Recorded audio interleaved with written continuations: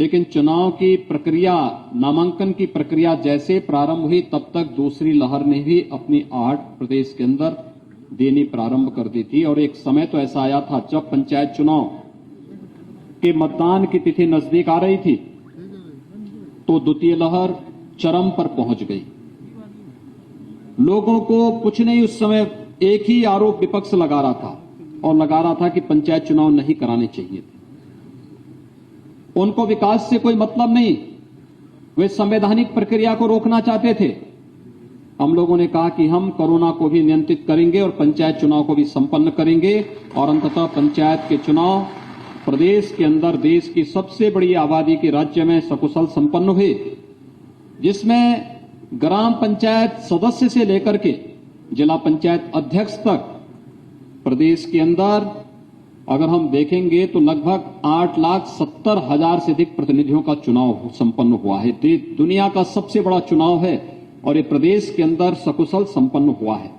और इसमें जब समुद्र मंथन होता है तो उससे कुछ अमृत भी निकलता है और उसके फलस्वरूप आपका चयन हुआ है 75 जिला पंचायत अध्यक्षों का, जिसमें 67 भारतीय जनता पार्टी ने जीते।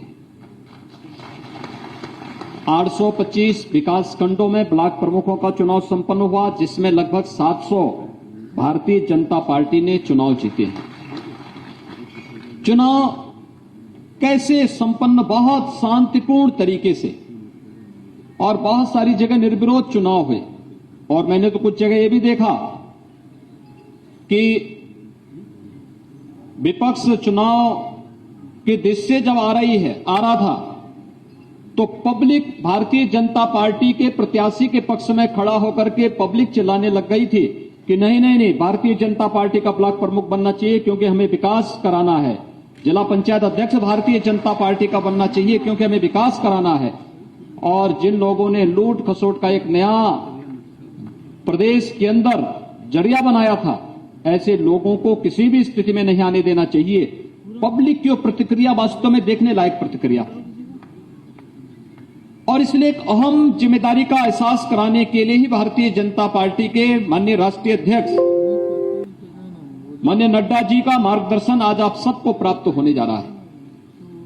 नड्डा जी संगठन और सरकार के अनेक महत्वपूर्ण दायित्वों का कुशलतापूर्वक निर्वहन किए हैं और वर्तमान में भारतीय जनता पार्टी के राष्ट्रीय अध्यक्ष का गुरुत्वर बाहर निर्वहन कर रहे हैं। और इस दायित्व के निर्वहन के साथ उनके पास जो एक लंबा अनुभव है, हम सब जानते हैं, स्वास्थ्य मंत्री के रूप में हिमाचल प्रदेश के अंदर और देश के अंदर लगभग 10 वर्षों तक उन्होंने अपनी सेवाएं दी। मैं स्वास्थ्य का विषय इसलिए भी छेड़ रहा हूं क्योंकि त्रिस्तरीय पंचायत से जुड़े हुए लोगों का यह विषय होना चाहिए। कोरोना जैसी महामारी को अगर नियंत्रित करना है तो उसमें आपकी भूमिका सर्वविदित है। और इस सदी की सबसे बड़ी महामारी के दौरान हमने देखा बहुत सारे लोग, बहुत सारे संगठन, राजनीतिक दल बड़ी बड़ी दावेदारी करते हैं, लेकिन इस महामारी के दौरान वे सभी सेल्फ क्वारंटीन में थे, घर के बाहर नहीं निकले।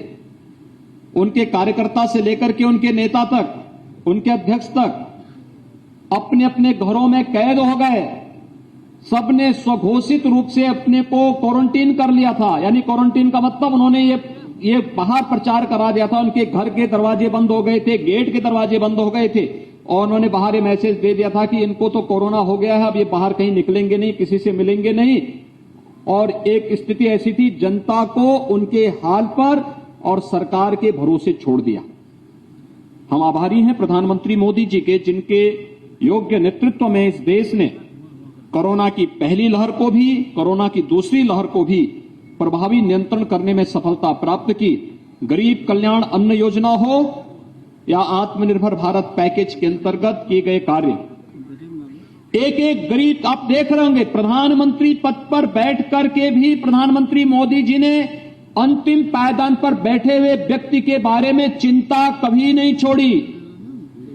जब देश के अंदर लॉकडाउन प्रारंभ हुआ था प्रधानमंत्री गरीब कल्याण पैकेज की घोषणा हुई, सबको खाद्यान्न देंगे, सबको अन्न देंगे। जनधन अकाउंट धारी सभी महिलाओं के अकाउंट में अतिरिक्त धनराशि उपलब्ध करवाएंगे। वृद्धावस्था पेंशन धारकों को अतिरिक्त धनराशि उपलब्ध कराई गई। विधवा महिलाओं को अतिरिक्त धनराशि उपलब्ध करवाई गई। और यही नहीं, फ्री में उज्ज्वला योजना के रसोई गैस के सिलेंडर भी प्रधानमंत्री जी ने बांटे।